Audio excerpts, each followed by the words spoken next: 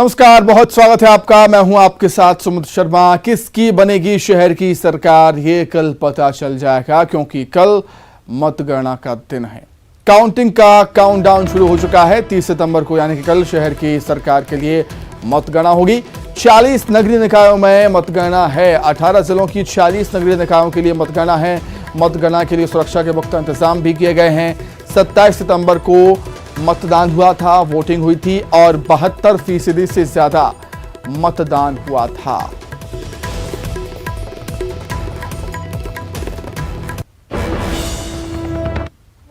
अठारह जिलों के 40 नगरीय निकायों में कल मतगणना है और मतगणना के साथ ही जो रिजल्ट हैं वो घोषित हो जाएंगे। और किस तरह से जो मतगणना को लेकर तैयारियां की गई, इस वक्त हमारे साथ राज्य निर्वाचन आयोग के सचिव राकेश सिंह जानेंगे।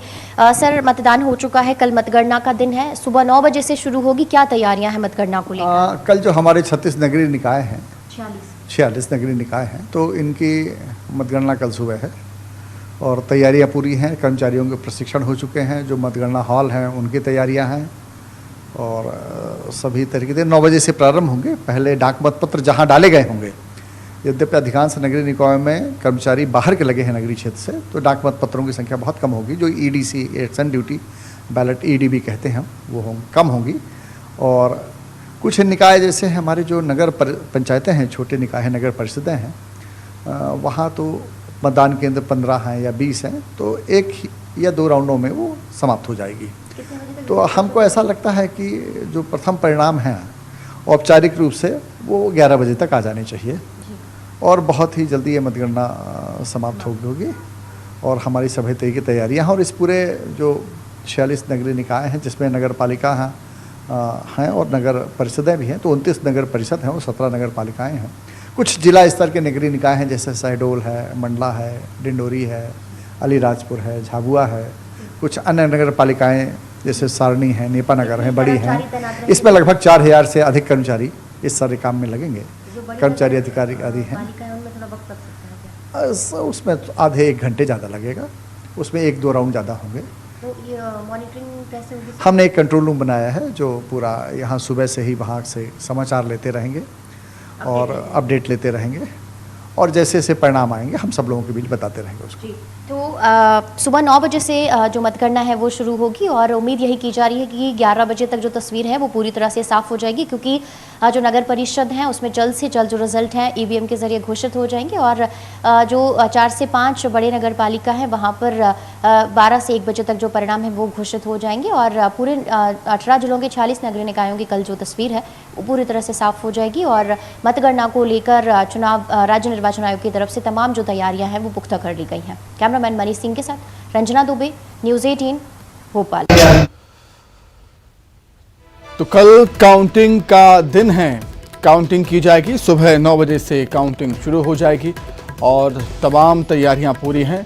मतगणना को लेकर क्या कुछ तैयारियां हैं मतगणना को लेकर वो हम जानेंगे। अलग अलग जगहों से हमारे सहयोगी जुड़ गए हैं। राजधानी भोपाल से रंजना और छिंदवाड़ा से जुड़े हुए हैं राजेश करबले। सबसे पहले रंजना, आपके पास आऊँगा मैं। क्या कुछ तैयारियां हैं रंजना, कल मतगणना को लेकर क्या कुछ तैयारियां हैं, क्योंकि 9 बजे से ही मतगणना शुरू हो जाएगी? जी सुमित, जो 18 जिलों के 46 नगरीय निकाय हैं उनमें मतदान हो चुका है और अब कल मतगणना की बारी है और मतगणना को लेकर जो तमाम इंतजामात हैं वो राज्य निर्वाचन आयोग की तरफ से कर लिए गए हैं। और प्रदेश भर की अगर बात करी जाए सुमित, तो 1212 जो मतदान केंद्र हैं वो बने हुए थे और 1212 के हिसाब से अगर देखा जाए तो 1 से 2 जो टेबल है वो तैयार की गई हैं 18 जिलों के 40 नगरीय निकायों में, जहां पर जो मतगणना है वो सुबह 9 बजे से शुरू हो जाएगी। और पहले जो डाक मतपत्र हैं पहले उनकी गणना होगी, लेकिन जो राज्य निर्वाचन आयोग के सचिव हैं उनका यही कहना है कि इसमें ज़्यादातर जो कर्मचारी हैं उनकी बाहर से ही ड्यूटी लगाई गई थी। ऐसे डाक मतपत्र बहुत ज़्यादा संख्या में नहीं होंगे और ज़्यादा समय डाक मतपत्रों की गिनती में नहीं लगेगा। तो इस बार जो तस्वीर है मतगणना को लेकर वो जल्द से जल्द साफ हो जाएगी और सुबह 11 बजे तक 18 जिलों के नगरीय निकायों में किस तरीके से तस्वीर है, कौन सा जो प्रत्याशी है वो जीत रहा है और कौन से प्रत्याशी को शिकस्त मिली है, ये तस्वीर पूरी तरह से साफ हो जाएगी। और इसमें जो 17 नगर पालिका हैं और 29 जो नगर परिषद हैं उनकी जो मतगणना है कल होने वाली है, जिसमें करीब 6 नवगठित जो नगर परिषद है वो भी इसमें शामिल है। और अगर 4 से 5 नगर पालिकाओं को छोड़ दिया जाए तो बाकी की जो नगर पालिका है वहां पर सिर्फ 1 से जो 2 राउंड बामुश्किल ही होगा और उसमें जो मतगणना है वो पूरी हो जाएगी। लेकिन 5 से 6 नगर पालिका ऐसी हैं जहां पर 2 से 3 चरण की जो राउंड की मतगणना है वो होगी। और अगर देखा जाए तो पूरी तरह से जो 12 बजे तक जो मतगणना है वो पूरी हो जाएगी। और जिस तरीके से प्रत्याशियों ने अपना दाव लगाया था, जिस तरीके से जो पार्टियां हैं, जो प्रत्याशी हैं, जो भारतीय जनता पार्टी की अगर बात कर ली जाए साख भी दाव पर लगी है, तो ये सब जो बातें हैं वो कल पूरी तरह से साफ हो जाएंगी। फिलहाल जो प्रत्याशी हैं उनकी जो किस्मत का फैसला है वो फिलहाल ईवीएम में कैद है और कल ही पता चलेगा कि आखिर कौन सा जो प्रत्याशी है उस पर जनता ने अपनी मोहर लगाई है। ठीक है रंजना, मैं लौटूंगा आपके पास।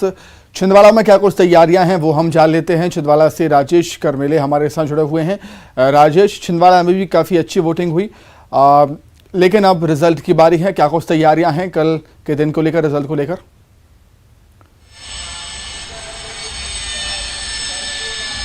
ये देखिए, छिंदवाड़ा में बेशक 77% वोटिंग हुई है और अभी जो है मतगणना की तैयारियां लगभग पूरी हो चुकी है। पूरे जिले में जो जहां मतदान हुआ है वहां पर तकरीबन 500 का पुलिस फोर्स यहां पर लगाया गया है। इसके अलावा पुलिस के अधिकारी यहां मौजूद रहेंगे।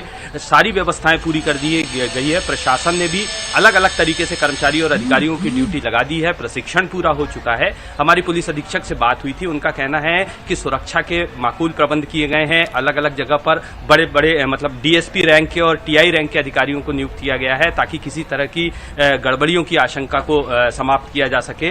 कल के दिन ये क्लियर हो जाएगा कि कांग्रेस या भाजपा दोनों में से किसने बाजी मारी है। यहाँ की तस्वीर की अगर हम बात करें तो कांग्रेस ज्यादा से ज्यादा नगर पंचायत और नगर पालिकाओं में काबिज है और भाजपा इस बात को लेकर प्रयास कर रही है कि इस बार कहीं ना कहीं सत्ता में वो नगर निकायों की सत्ता में वो आए। और इसी बात को लेकर मुख्यमंत्री शिवराज सिंह चौहान से लेकर तमाम भाजपा के बड़े नेताओं ने यहाँ पर जनसभाएं की, रोड शो किए। इसके अलावा सांसद नकुलनाथ और पूर्व मुख्यमंत्री कमलनाथ भी यहाँ 5 दिनों तक लगातार डेरा डाले रहे और उन्होंने भी हर स्थान पर, हर नगर पंचायत और हर नगर पालिकाओं में जा जाकर रोड शो और सीधे संपर्क जनता से किया है। तो कल ये तस्वीर स्पष्ट हो जाएगी कि किन नगर पालिकाओं में कांग्रेस का कब्जा हुआ है और कहां पर भाजपा ने बाजी मारी है। जी बिल्कुल, मैं लौटूंगा राजेश आपके पास। वीरेंद्र सिंह झाबुआ से भी हमारे साथ जुड़ गए हैं और कृष्णा साहू मंडला से भी जुड़े हुए हैं। कृष्णा, मैं आपके पास आऊंगा, उससे पहले वीरेंद्र मैं आपके पास आना चाहता हूं। वीरेंद्र, क्या कुछ तैयारियां हैं झाबुआ में कल के दिन को लेकर? झाबुआ में कल जो मतों की गणना उसके लिए पॉलिटेक्निक कॉलेज में सारी तैयारियां पूरी कर ली गई है। 2 अलग अलग कक्षों में ये मतगणना होगी क्योंकि झाबुआ, अगर हम शहर की बात करें, झाबुआ नगर पालिका की बात करें तो यहाँ पर 18 वार्ड हैं। तो 18 वार्ड के लिए 2 अलग अलग कक्ष बनाए गए हैं, 9 टेबल लगेंगी और करीब 2 राउंड में ही जो है वो गणना पूरी हो जाएगी। और मैं ये मान के चल सकते हैं कि 11 बजे तक जो है वो तस्वीर लगभग साफ हो जाएगी कि किसकी जो परिषद है वो अगली परिषद किसकी बनने वाली है। क्या बीजेपी बाजी मारेगी या फिर कांग्रेस एक बार फिर से रिपीट होगी, क्योंकि 2017 में कांग्रेस ने नगर परिषद बनाने में कामयाब हुई थी। इस बार काफ़ी मुकाबला टक्कर का था, लेकिन बीजेपी की हालत उनके ही बागियों ने बिगाड़ रखी है। ऐसे में क्या कुछ समीकरण बनते हैं, क्या कुछ जनता ने किसे चुना है, ये कल सुबह 11 बजे के बाद में साफ हो जाएगा। तो 2 चरणों में 2 राउंड में ये गणना जो झाबुआ नगर पालिका की वो पूरी हो जाएगी। जी सुमित। ठीक है, मंडला में क्या कुछ तैयारियां हैं वो कृष्णा बताएंगे। कृष्णा, क्या कुछ तैयारियां हैं मंडला में काउंटिंग को लेकर, क्योंकि वोटिंग काफी अच्छी मंडला में हुई थी?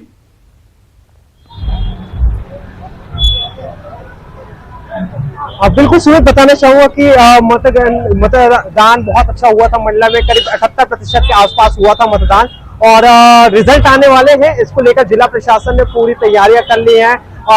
2 नगर पालिका और 3 नगर परिषद के रिजल्ट आने को है और जो नगर पालिका और नगर परिषद के रिजल्ट ये अपनी अपनी जगह पर होंगे। मंडला मुख्यालय का सेमर खापा में एकलव्य जो आदर्श विद्यालय है वहां पर रिजल्ट आएगा। इसके साथ ही जो बाकी नगर पालिका जो बिछिया नगर परिषद है, निवास परिषद है और बमनी नगर परिषद है, इनके रिजल्ट अपनी अपनी जगह होंगे। इसके साथ ही जो नैनपुर नगर पालिका है वहां नैनपुर में ही इसके रिजल्ट आएंगे। रिजल्ट को लेकर बड़ी बेसब्री से लोगों का इंतजार है, क्योंकि लोगों को नगर की सरकार एक नई मिलने वाली है और इसके लिए सभी पार्टियां भी बड़ी बेसब्री से इंतजार कर रही हैं। सुमित, बिल्कुल।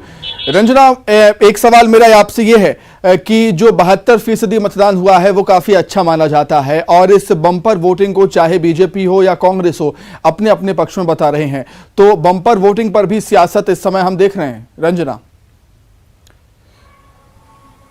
जी सुमित, बिल्कुल इस बार जो मतदाता हैं वो बढ़ चढ़ कर निकले हैं और खास करके उन इलाकों में जहां पर उम्मीद नहीं थी, क्योंकि जो नक्सल प्रभावित इलाका है बालाघाट, वहां पर भी महिलाएं जो है बढ़ चढ़कर मतदान में उन्होंने हिस्सा लिया और बड़ी संख्या में वहां पर बाहर निकली। और इसी के साथ ही अगर आदिवासी बाहुल इलाके की बात कर ली जाए तो यहाँ पर जो मंडला में भी महिलाओं ने बहुत ज्यादा मतदान किया और ओवरऑल अगर मतदान प्रतिशत की बात करें तो बहुत अच्छा था। और कुछ जिले ऐसे हैं जहाँ पर बहुत ज्यादा, जिसमें रतलाम है जिसमें 85.90% जो मतदान है, प्रदेश भर में सबसे ज्यादा जो मतदान है वो हुआ है। इसी के साथ सिंगरौली में। और अगर ज्यादा परसेंटेज की बात कर ली जाए तो जाहिर सी बात है कि बदलाव की अगर बात कर ली जाए तो उसके लिए भी जो मतदान है वो माना जाता है। लेकिन ये इस बार ऐसा नहीं कहा जा सकता है सुमित, क्योंकि अगर देखा जाए तो भारतीय जनता पार्टी ने, चाहे वो ट्राइबल्स की बात करी जाए या फिर जो आदिवासियों के लिए कई तरह की जो घोषणाएं हैं वो की थी। जनजातीय गौरव दिवस जो सम्मान समारोह है वो भी आयोजित किया था और खास करके जो आदिवासी हैं और जो ट्राइबल वर्ग के लोग हैं उन पर जो भारतीय जनता पार्टी का फोकस शुरुआत से ही रहा है। और साल 2023 के लिहाज से भी इसी तरह से जो तैयारियां हैं वो भारतीय जनता पार्टी की रही हैं और इसी तरह से कांग्रेस भी लगातार सभी को अपने पक्ष में करने के लिए तमाम जो तैयारियां हैं वो कर रही है। लेकिन अब यही देखना होगा कि कौन सी पार्टी का जो दाव है सही साबित हुआ है। और जिस तरीके से बड़े नेताओं ने भी जो जनसभाएं की, सभी ने अपनी पूरी ताकत लगाई थी रंजना इस चुनाव में। देखने वाली बात होगी कि किसका पलड़ा वाली है। बहुत धन्यवाद रंजना आपका, वीरेंद्र आपका बहुत शुक्रिया, राजेश आपका बहुत शुक्रिया और कृष्णा आपका भी बहुत धन्यवाद जुड़ने के लिए, तमाम बातचीत के लिए। चलिए आगे बढ़ते हैं। रायपुर से बड़ी खबर है, road safety world cricket series में इंडिया लीजेंड्स की जीत हुई। सेमीफाइनल में ऑस्ट्रेलिया लीजेंड्स को 5 विकेट से हरा दिया। ऑस्ट्रेलिया लीजेंड्स को हराकर इंडिया लीजेंड्स अब फाइनल में पहुंच चुकी है। इंडिया लीजेंड्स ने 5 विकेट पर 175 रन बनाए थे। ऑस्ट्रेलिया ने 20 ओवर में 171 रन ही ऑस्ट्रेलिया बना पाई 5 विकेट खोकर।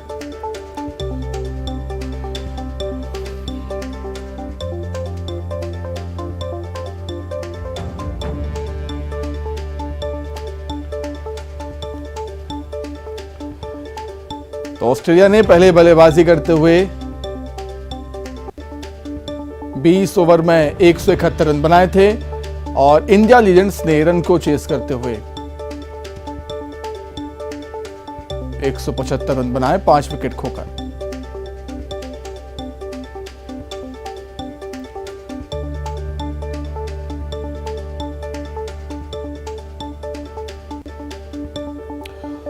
इंदौर से बड़ी खबर है, युवक की जमकर पिटाई हुई है। छेड़छाड़ के आरोप में पिटाई हुई है युवक की। ग्रामीणों ने जमकर पीट दिया। पिटाई का वीडियो वायरल हुआ है। पीड़ित की शिकायत पर मामला दर्ज हुआ।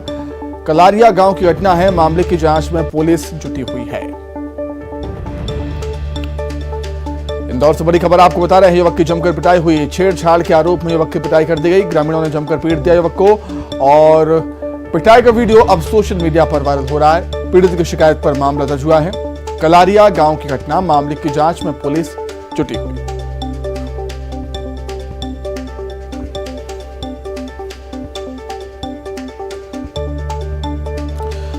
ज्यादा जानकारी के लिए बातचीत करेंगे संवाददाता विकास सिंह चौहान, जुड़े हुए हैं फोन पर। विकास, क्या कुछ और जानकारी आपके पास? तो फोन लाइन पर विकास हमारे साथ जुड़े हुए हैं। विकास, मेरी आवाज आप तक पहुंच रही है? जी सुमित, बिल्कुल। विकास, क्या कुछ जानकारी है? हालांकि पुलिस ने केस दर्ज कर लिया है इस मसले पर। बिल्कुल, इंदौर के चंदन नगर थाना क्षेत्र का ये पूरा मामला है, जहां पर युवक के साथ मारपीट का मामला सामने आया है। जानकारी है कि जो युवक के साथ मारपीट हुई है उसका नाम तनीस है। वो इलाके में करालिया करके गांव है जहाँ गया हुआ था, वहाँ एक दुकान पर बैठी किशोरी का छेड़छाड़ की वारदात को अंजाम दिया था। इसी बात से क्षुब्ध होकर ग्रामीणों ने इसके साथ जमकर मारपीट की और मारपीट का जो वीडियो है वो सोशल मीडिया पर वायरल हो रहा है। हालांकि इसके बाद पुलिस अब एक्शन मोड में है। पूरे मामले में जांच के बाद कड़ी कार्रवाई का दावा पुलिस तरफ से किया जा रहा है, लेकिन जिस प्रकार के आरोप ग्रामीणों की तरफ से लगाए जा रहे हैं कि युवक ने छेड़खानी की थी, लेकिन अब तक कोई शिकायत पुलिस के पास नहीं पहुंची है। ठीक है विकास, बहुत शुक्रिया आपका तमाम जानकारी के लिए।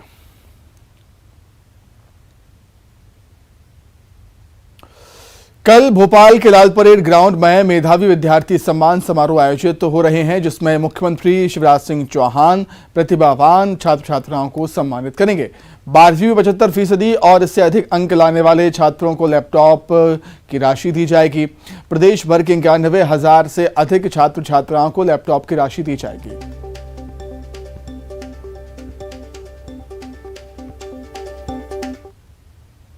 देश में छात्र छात्राओं का इंतजार अब खत्म हो रहा है। मुख्यमंत्री शिवराज सिंह चौहान प्रतिभावान छात्र छात्राओं को सम्मानित करेंगे और 30 सितंबर यानी कल सुबह 11:30 बजे प्रदेश भर के मेधावी छात्र छात्राएं राजधानी भोपाल के लाल परेड ग्राउंड में जुटेंगे, जहां पर मुख्यमंत्री शिवराज सिंह चौहान छात्र छात्राओं से संवाद करेंगे, साथ ही साथ उन्हें सम्मानित भी करेंगे। राजधानी भोपाल के लाल परेड ग्राउंड में मंच तैयार किया जा रहा है, जिसमें मेधावी विद्यार्थी सम्मान समारोह के तहत प्रतिभावान छात्र छात्राओं को सम्मानित किया जाएगा, जिसमें कक्षा 12वीं में 75% और उससे अधिक अंक लाने वाले छात्र छात्राओं को सम्मानित किया जाएगा और इसमें प्रदेश भर के करीब 91,617 पात्र विद्यार्थियों को लैपटॉप के लिए जो राशि है वो दी जाएगी। राजधानी भोपाल के लाल परेड ग्राउंड में करीब 22,000 से ज़्यादा जो छात्र छात्राएं हैं वो जुटेंगे और सिंगल क्लिक के माध्यम से जो राशि है वो छात्र छात्राओं के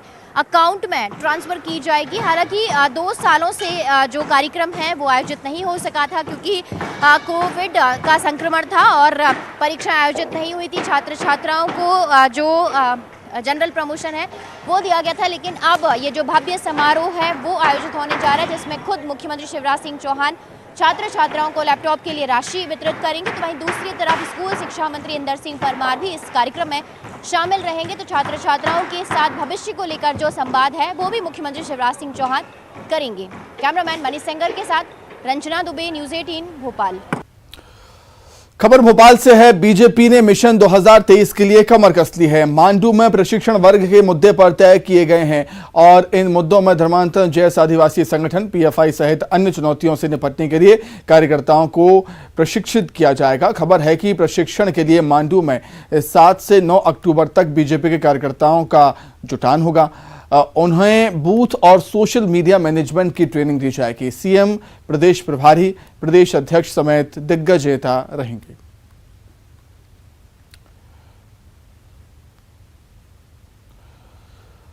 तो इसी के साथ ही फिलहाल इस बुलेटिन में इतना ही। खबरें लगातार जारी है। नमस्कार।